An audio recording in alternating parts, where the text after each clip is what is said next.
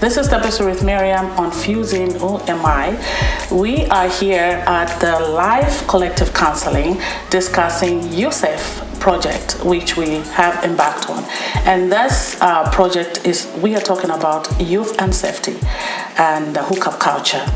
Tolu, I want you to tell me what you think about it. Oh, wow, okay.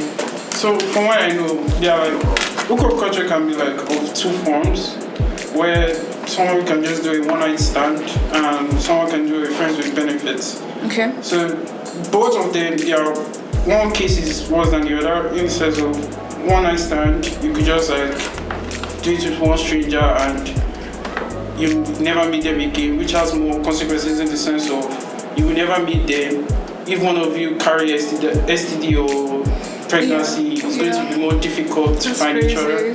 With friends with benefits, you know who you're dealing with, you know where to get to that person, how to reach them, and from there that's why people merely do the friends with benefits, because they are safe around their community. Nobody can know whether they are actually doing those type of hookups around. So that sounds to me like it's just transactional, and I don't know why relationships should be that, but our families, our parents, I never really heard this going on in the conversation.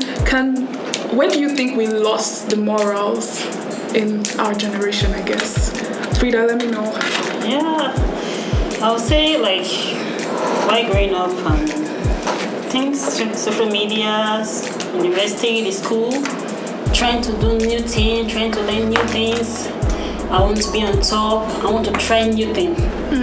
That thing really has cost a lot because that's not your upbringing, but you want to peer influence, friends that do it, you want to do it. That's why sometimes environment too matters a lot. Where you're staying, where you're brought up. So when you're doing things, most times it's just the environment. My friends are doing it, I want to do it. I'm of the age. So it's my turn, it's my time. So when I'm legal now. So when from adolescent, when you want to raise up a child, I say when you're training up a child. When it gets to that stage of 11 to 18, that's the most difficult stage to ever raise the child. So if you can actually raise the child from that 11 to 18 without the child misbehaving, that child is good to go. Because it's scary that young people are getting into that, and a lot of people don't even know what they're getting into, how much is at stake, how much they could potentially lose.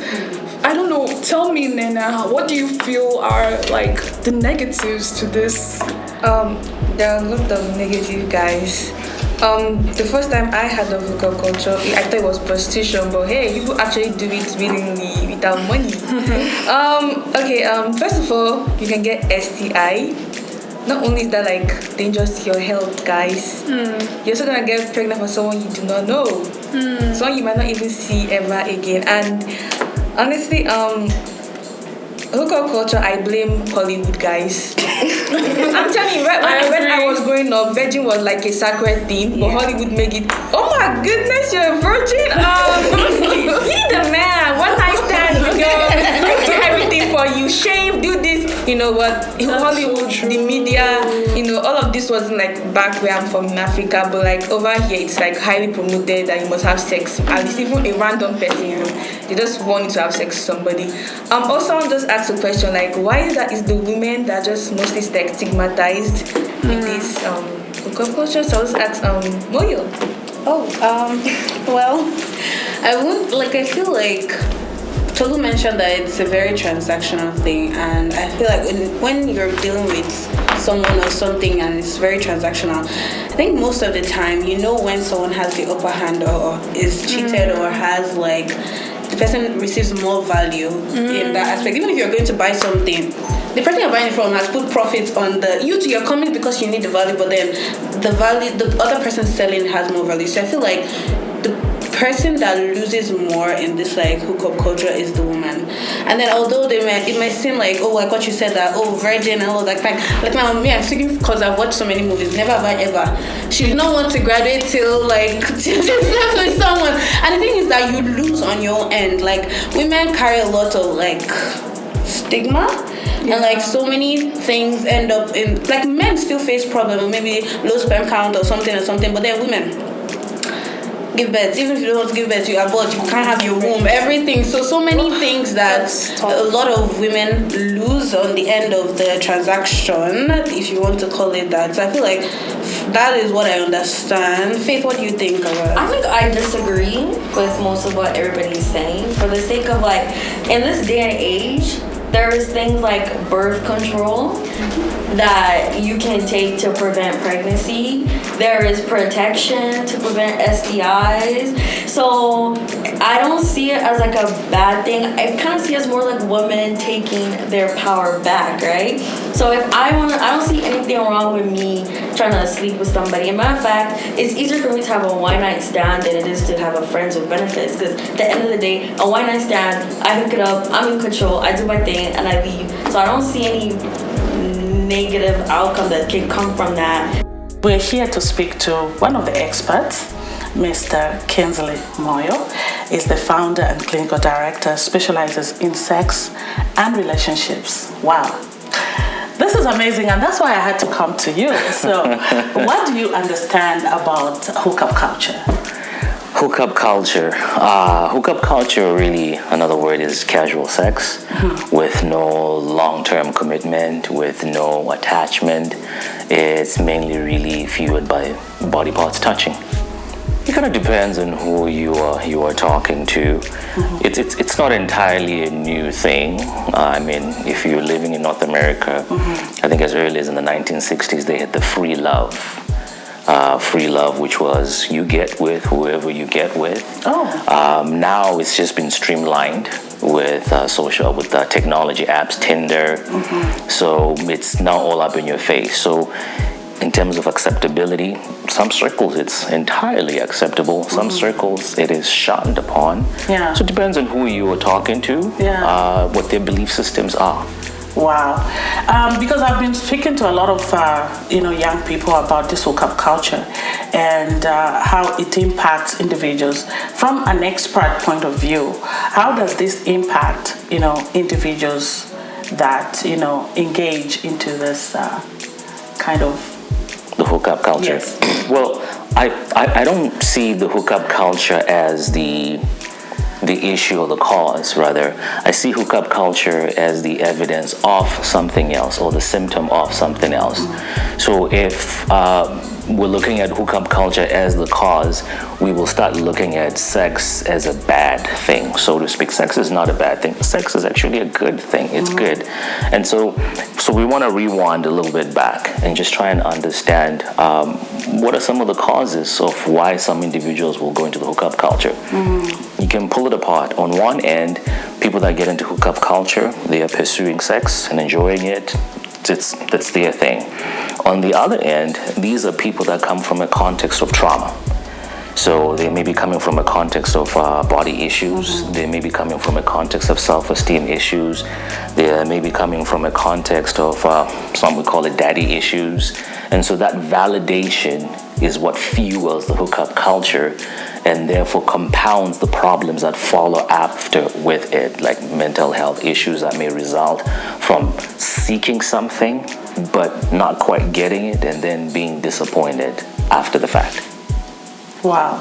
And because in my research as well, the potential effects of the hookup culture, like you've talked about, psychological effects that come with it, but it's maybe the sources of where they're coming from, where people are coming from, their life experiences and all that. And somebody will argue that that is that wouldn't they wouldn't engage into that because they just want to be just play around. Yeah, I think that's fair. There is some truth to that, especially when we start talking about emotions and relationships. We can't be definitive. You know how we do SMART goals, specific and measurable.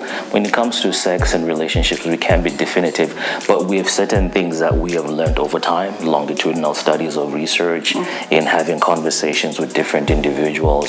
So there are those implications afterwards. So, for example, if somebody were to get into hookup culture when they get to college is probably where we see most of this hookup culture, because people have their rooms, they've moved out of their homes. And so if somebody gets into this hookup culture, what they have done is maybe they're giving themselves over sexually, yet they would have given themselves over in a friendship context. So nervous system wise, the nervous system gets dysregulated, and the nervous system doesn't know how to respond.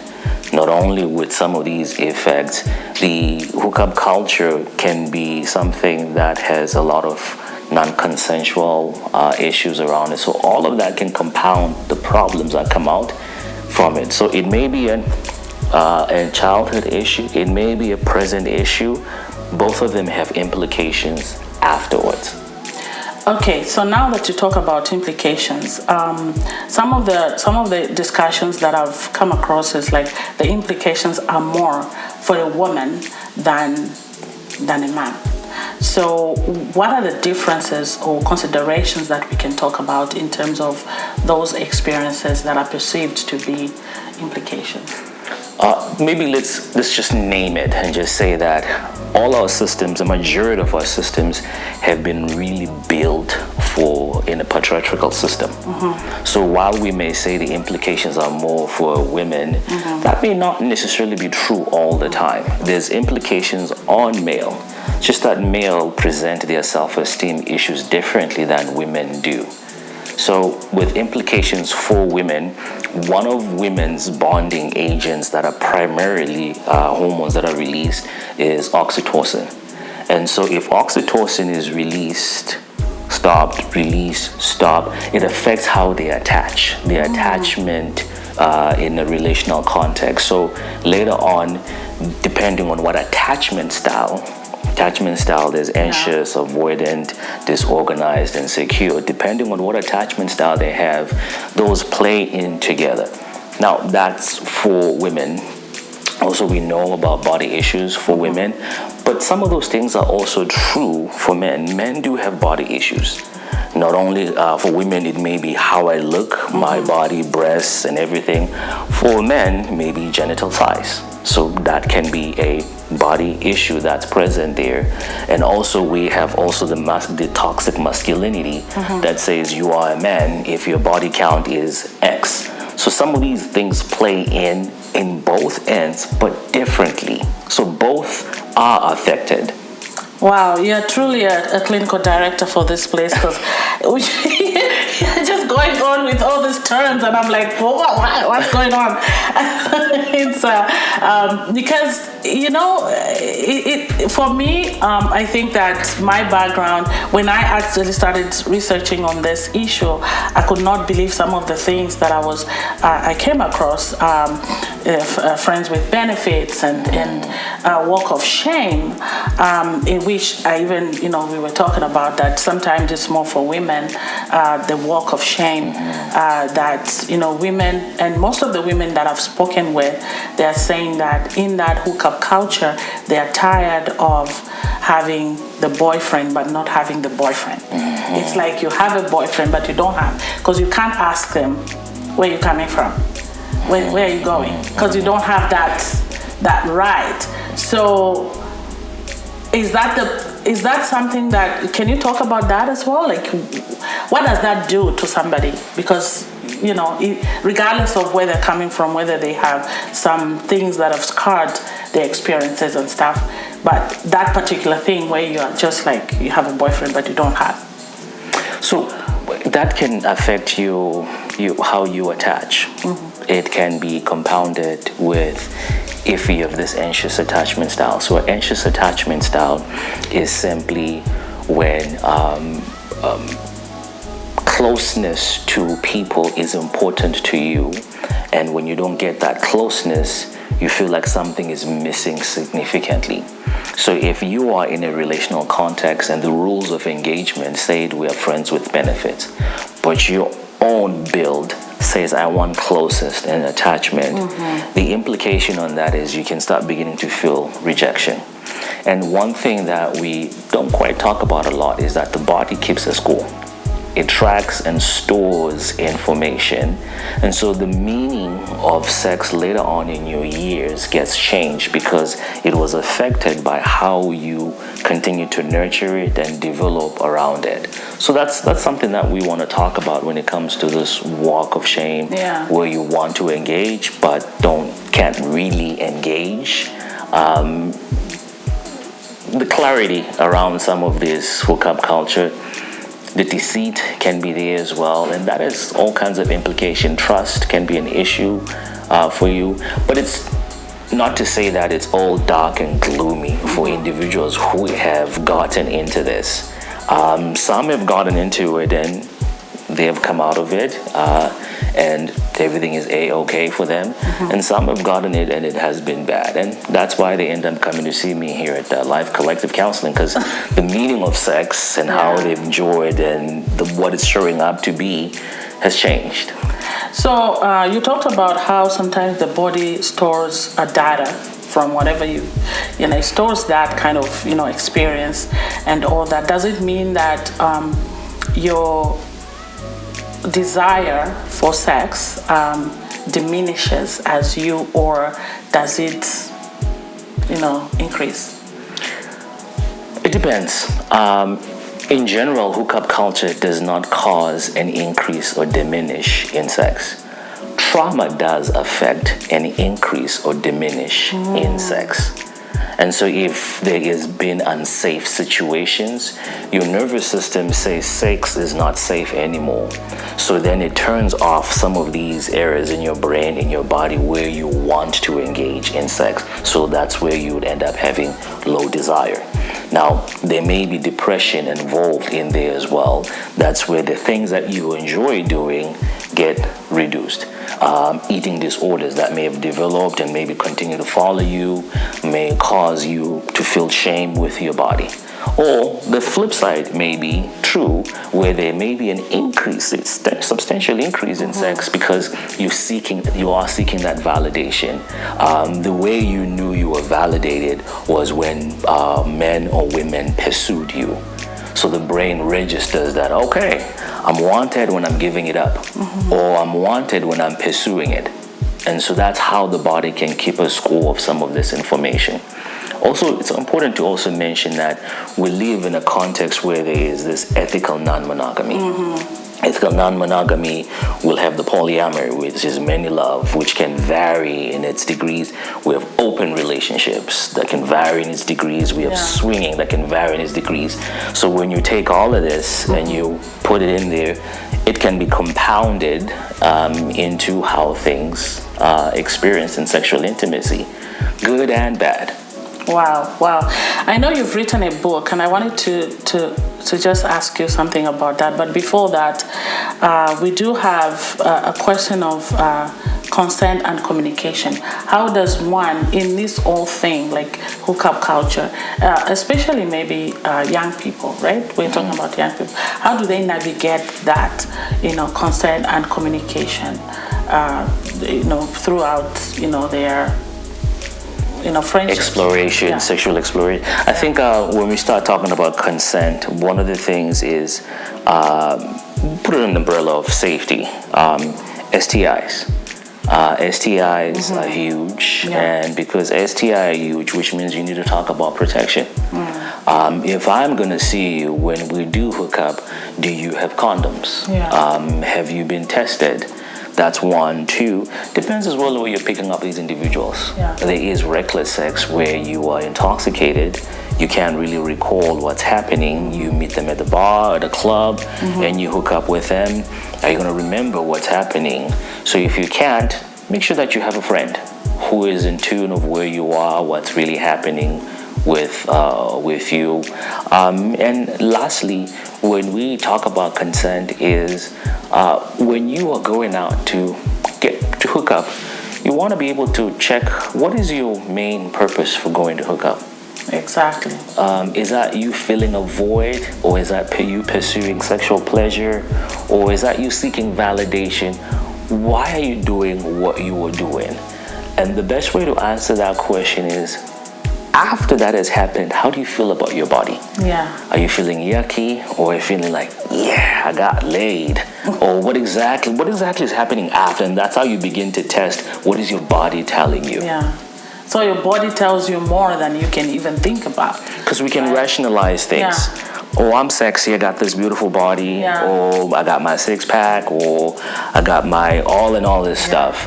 And so friends will validate that because that's what they see. That's what they see, yeah. But internally, when you go behind closed doors, when you lie down in bed, your pillow is stained with tears, you're all alone. The anxiety, the depression that may follow after that. What is your body telling you after? Mm-hmm. Are you feeling empowered, or are you feeling down? Down. Wow. My personal opinion is that I feel like the hookup culture is not something that is good to society. Right. So personally to me, because I feel like if we're like portraying or like encouraging such an act or such a thing like this, then what does it leave people for like commitment? I feel like hookup is just something that people don't want to be committed. They just want to do it and get it done. I'm talking based on my personal opinion. Listen, okay? Go. You asked me my personal thoughts, and give me my personal thoughts, so don't nod your head.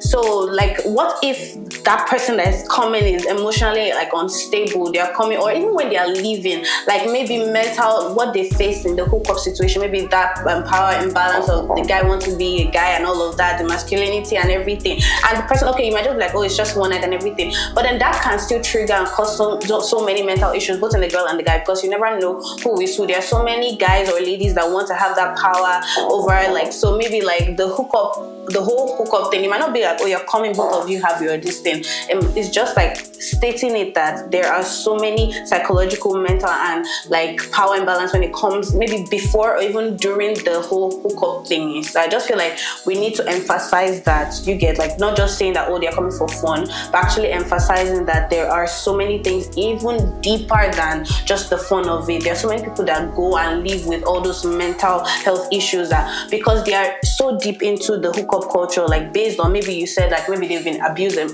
emotionally and all of that, so now they're deep into it. Okay, coming from the Islamic perspective, we don't really, first off, we don't do things that's like close to sex, not to talk of sex. So now in the Islamic culture, when like a lady is old enough or something like that, even to talk to a man or something like that, you don't allow men to relate to you that much. So if a man wants to like come to you, he has to go to your father first before coming to you. So it's just more of, we don't do anything even close to like even touching, something like that, hugging the opposite of the opposite gender. You don't do stuff like that. And you just, if a guy wants you guys discuss it, and the guy goes to your father and tells him that, okay, I want to marry your daughter and stuff like that before anything like sex. And it's just like, and the things men do to avoid such this lust stuff like that, it's like lowering your gaze. When you see a woman, you don't stare too much at a woman in Islamic culture. So you just like lower your gaze. A woman too does not have to you don't have to relate with men so much that you have to I don't know, something like hugging them, jumping them, and just doing some stuff that could relate to that could cause something like sexual stuff. And also we don't stay with a man like alone. Yeah, so if you want to talk to a guy, you have to be in the public talking to a guy. So you don't do other stuff like staying with a guy alone.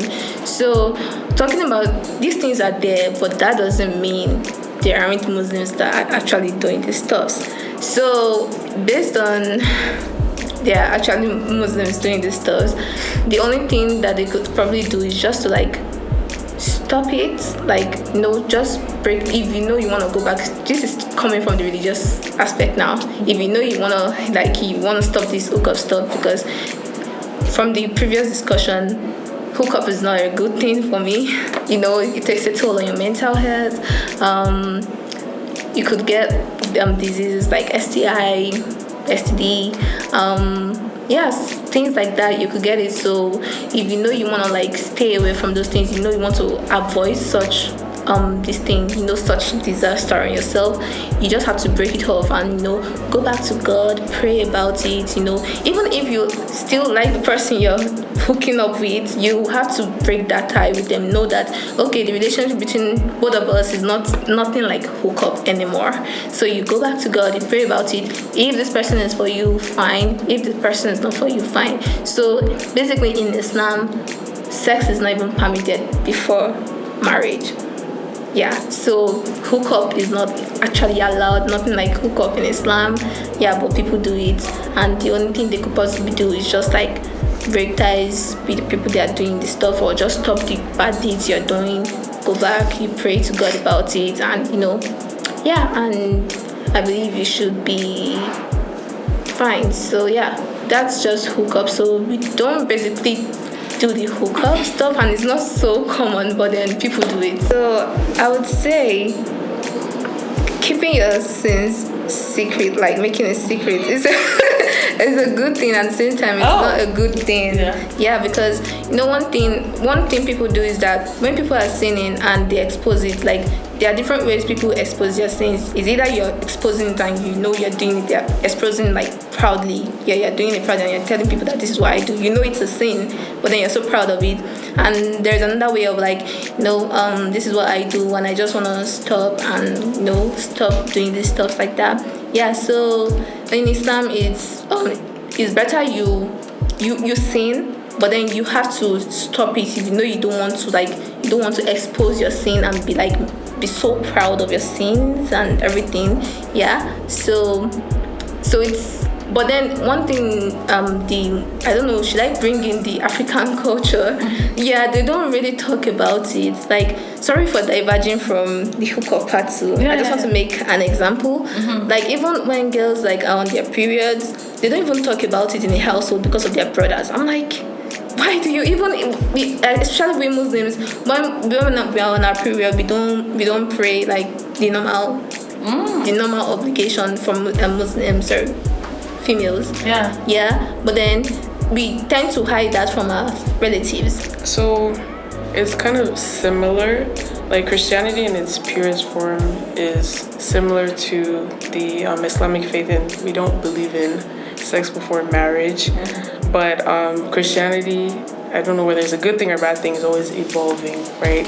And we're following what's going on with the world. So then the thing about, for example, you shouldn't be in the same place with a man and all that stuff. Mm. Again, in its purest form, that is true. But because with Christianity, there's a whole thing about free will and everybody has a choice. And that's when people start now saying, well, I believe I have self-control and I'm making this choice and God let me make this choice. So I think that I can control myself and all that kind of stuff. So when it now comes to hookup culture and Christianity, it's kind of the same thing where it becomes a taboo and we don't talk about it, because unfortunately it does happen in the church. Mm-hmm. It happens within the religion itself, but we don't like to talk about those things because we've made them things that we shouldn't talk about, and also from the cultural aspect as well, that they're things that people shouldn't be hearing.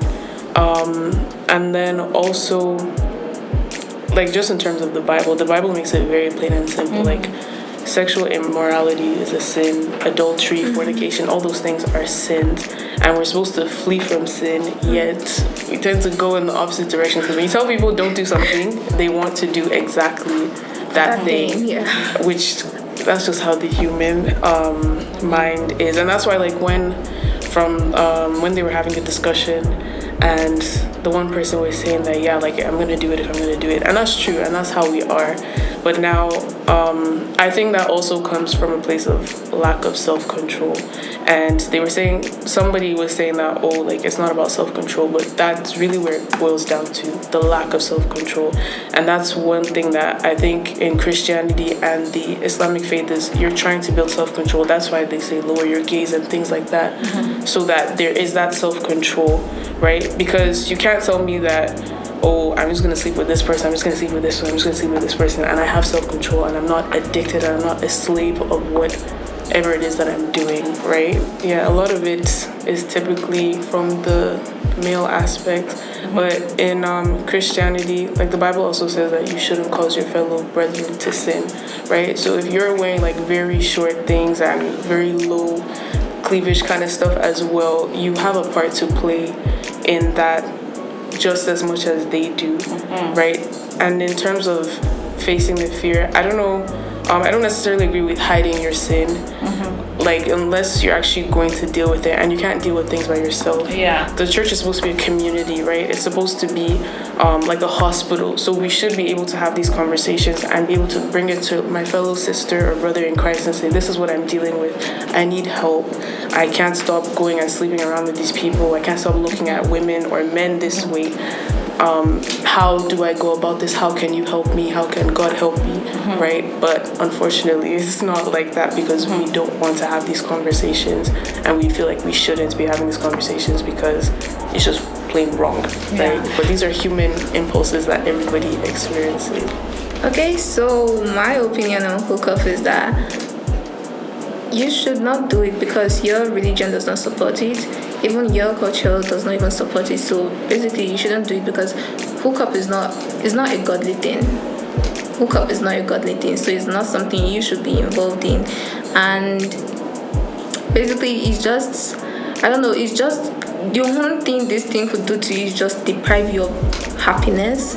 It could deprive you of your whole mental health, and it's not just a good thing for you to be involved in. So since it's not a godly thing, it's not what God wants, it's not what God likes, so I don't see any reason you should be involved in hookup, because based on the aspect of hookup, it's just having sex with an opposite gender, or probably the same gender and it's not just godly. God does not support it, so you shouldn't do it.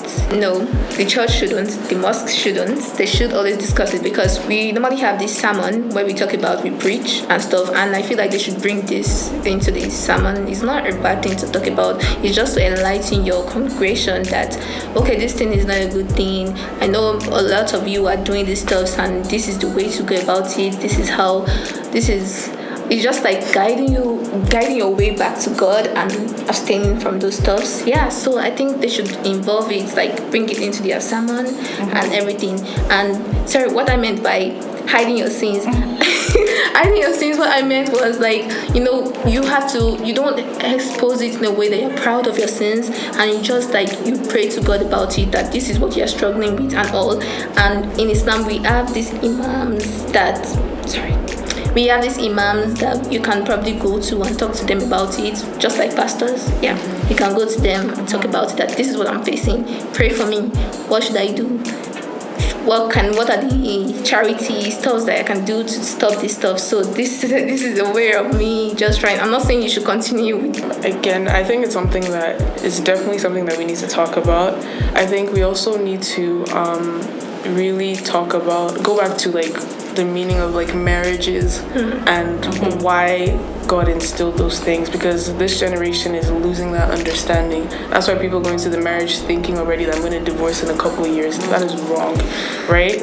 So going back to the understanding of marriage and understanding of why, like, sex was created and all that stuff, and understanding that with sex, like, you're leaving something and you're also taking something, right? But if you don't understand that, that's when you just go around sleeping around with anybody. You're taking things from those people, you're taking their problems, you're taking whatever energy and demons that they have, and you're also leaving some things with them. And that's why, like, I love what the one girl was saying about, if you love everybody, you wouldn't be doing stuff like that, because you're now inflicting harm on people and not caring, and that is not what both our religions teach. We're supposed to love everybody, we're supposed to care about everybody.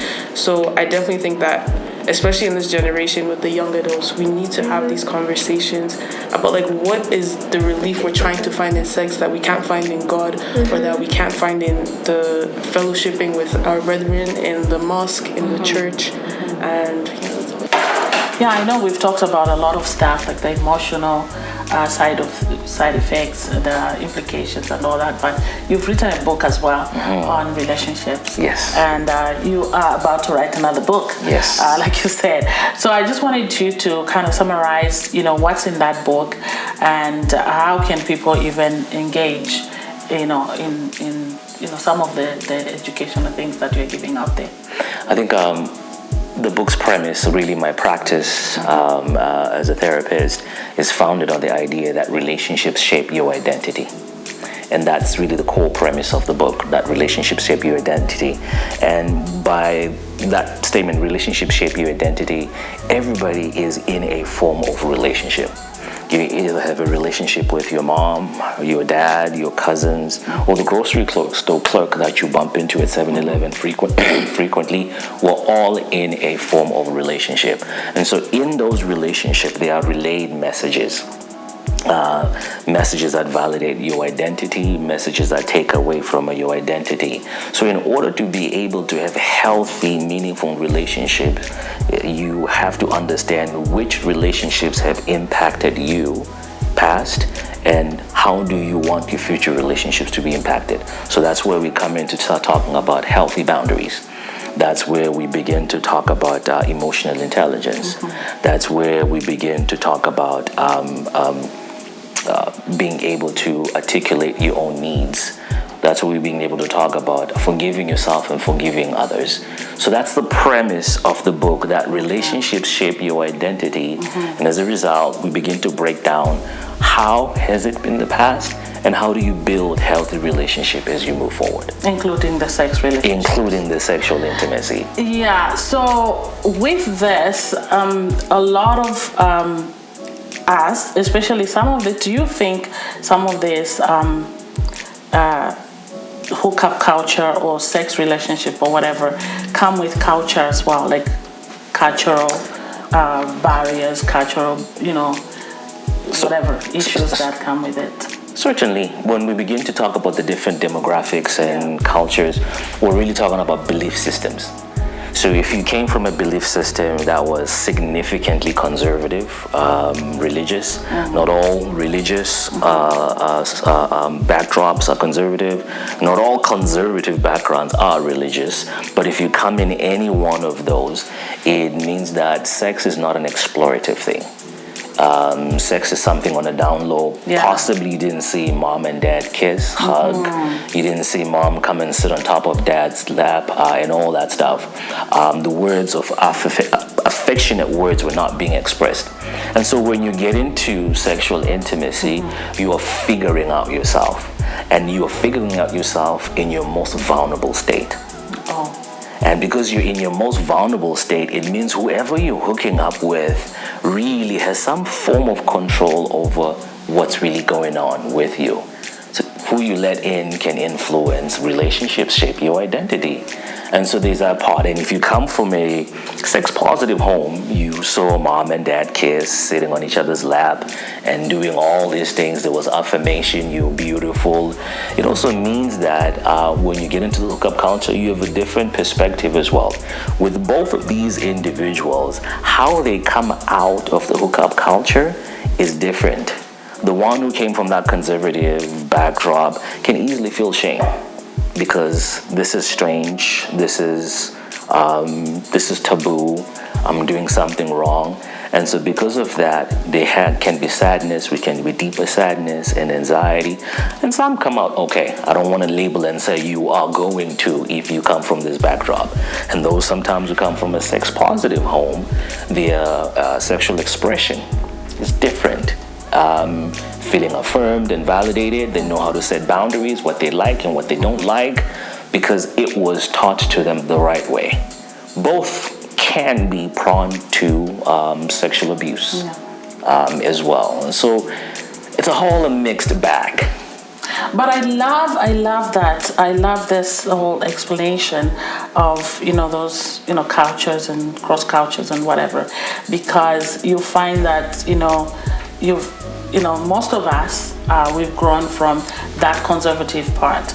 That's where we're coming from, and you're not taught.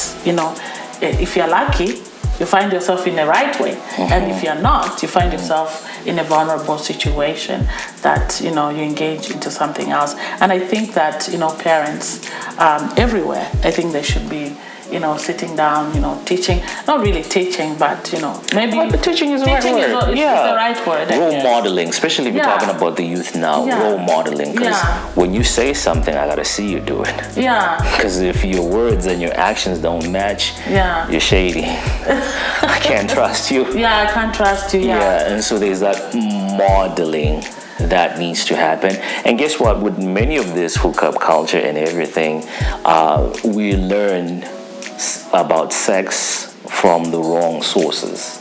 Porn being one of them. Porn is straight out acting. No one has sex for 50 minutes. That's impossible. And what you see, the body types and what's happening there, those are the messages that you begin to tell yourself that, okay, sex is supposed to look this way.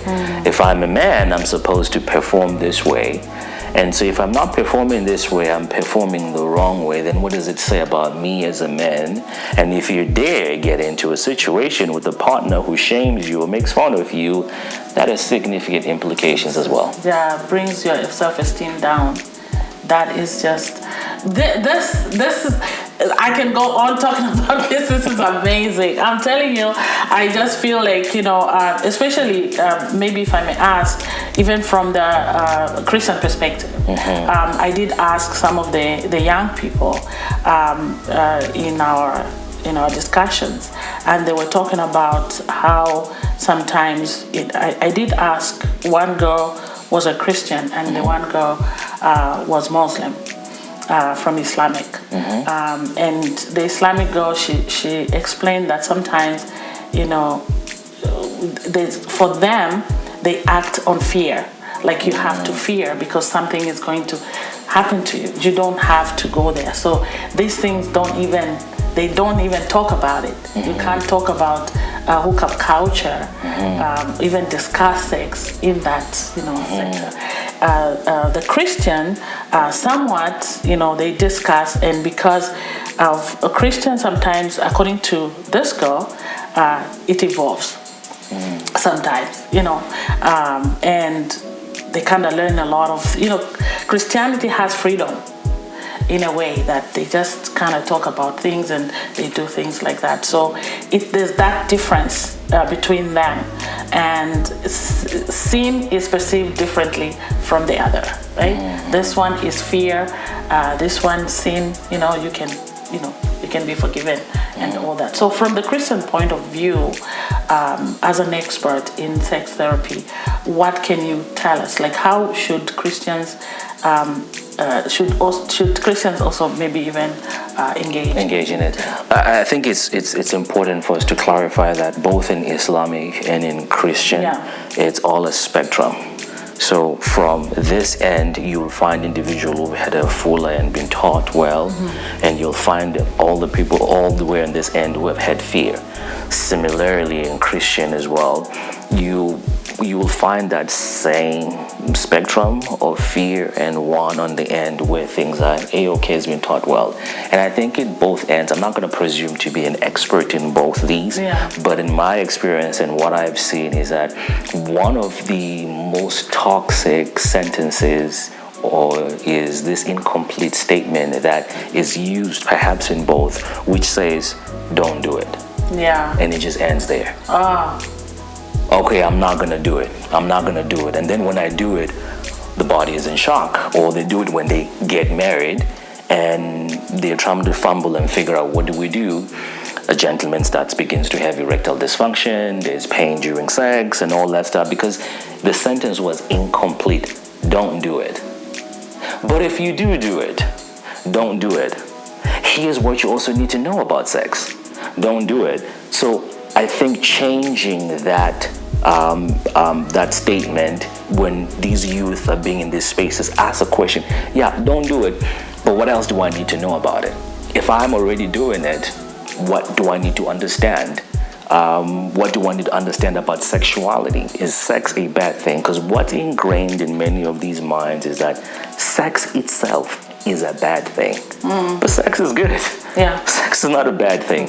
It's all the other implications around that causes it to be bad. So if you are going to get into this, number one, use protection. Number two, know who you are when it comes to what you want and why you are getting into it.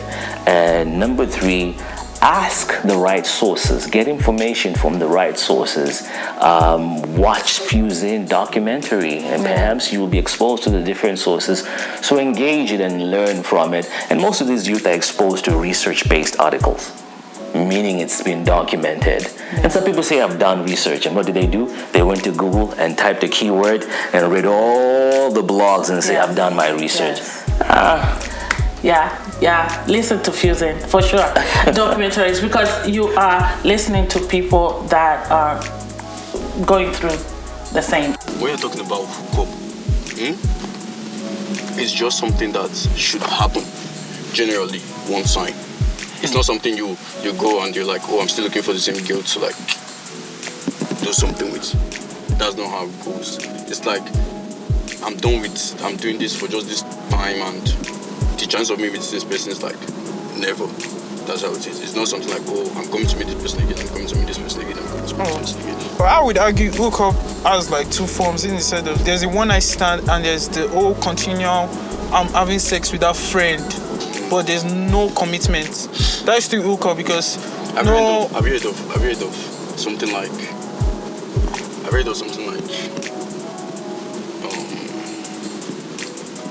how do I put it? Friends with benefits. Friends with benefits is hookup. Good. Now, at that kind of situation, you classify it as hookup, right? Yes. At that kind of situation, you believe that they can keep getting intimate however they want, right? When you're friends with benefits, according to you say it's hookup. Yes. So you believe they can keep like getting intimate as much often as they want, right?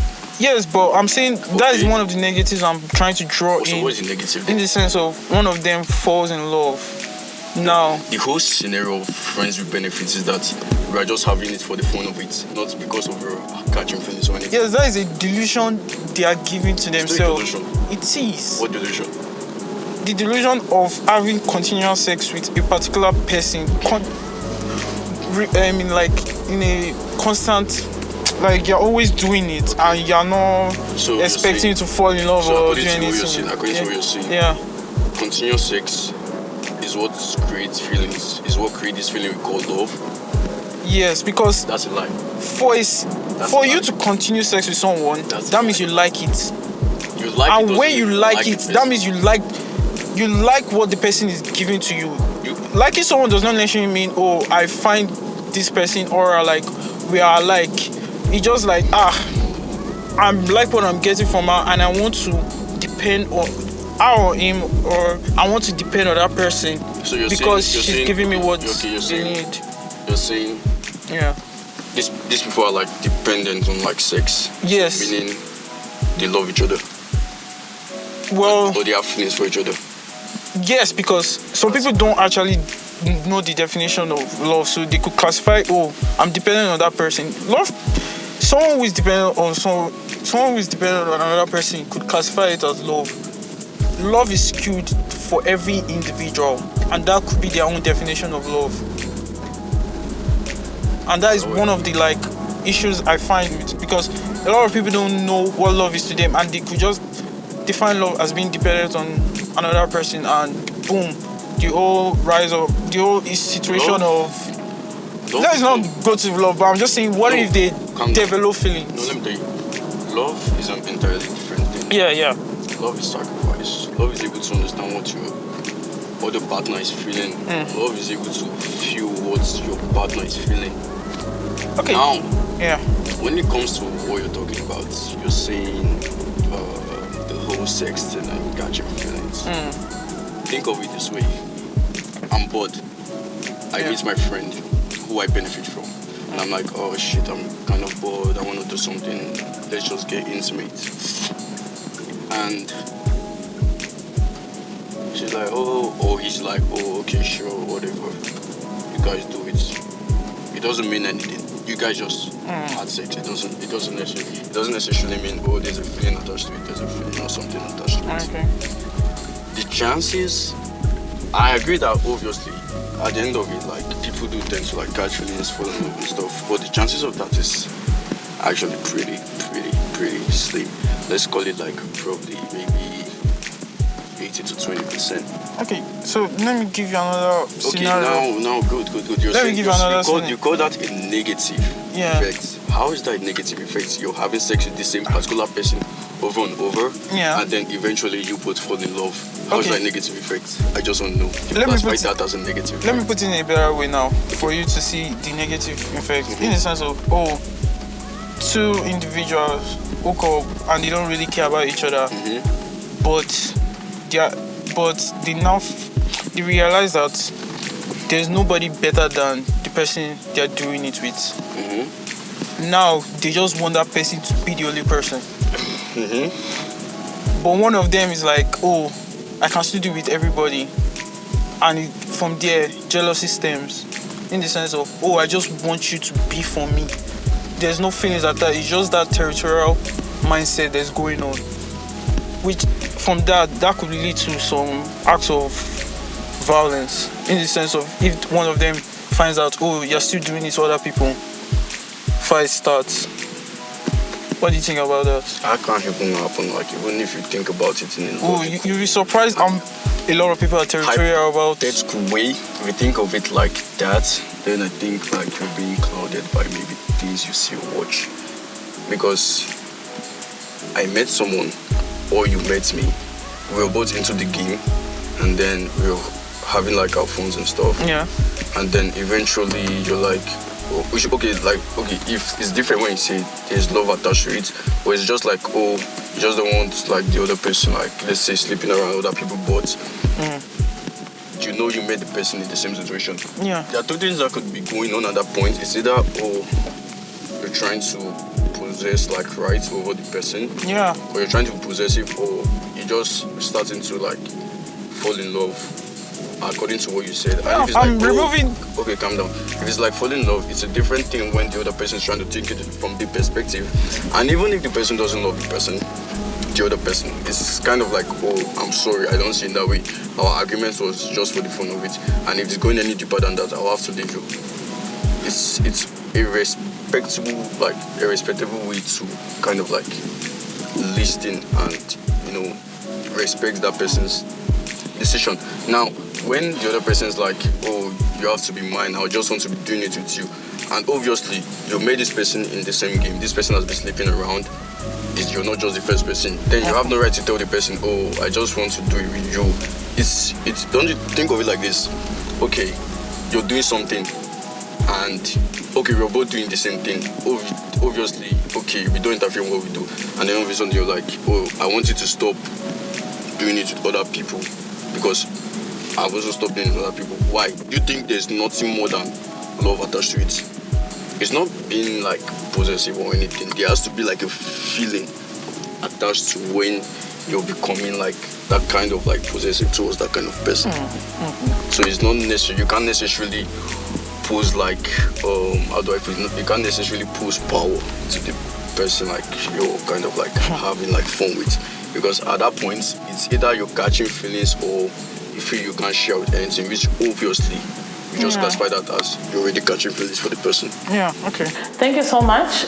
We are thankful here with Life Collective Counseling Management and the director, who has really helped us, solve or maybe talk about USAFE, which is Youth and Safety, and the hookup culture that we are embarking on and discussing with the young people in Edmonton and around actually Alberta and throughout Canada. We will be talking about this. Is the first segment that we are doing, and we're very thankful to have an expert talk about that as well. We learned a lot from you, and we will be coming back to you again. Thank you. Thank you.